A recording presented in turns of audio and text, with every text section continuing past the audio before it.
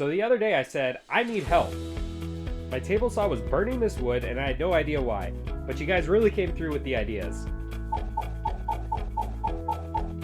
Now fast forward to today, and based on your suggestions, I tried cutting on the outside of the wood, hoping that it wasn't going to burn. Nope. Then I checked the alignment of the blade and the fence, but both of those were square. And finally I figured out what it was. I'm an idiot, and recently when I changed my table saw blade, I put it on backwards. So I flipped the blade, put it back in, and now this thing cuts like butter. So thanks to everybody for your suggestions, it really helped me out. If you're new here, consider following along. If you want to watch an idiot do stupid things, and then fix them, so if you do stupid things, you know how to fix it too.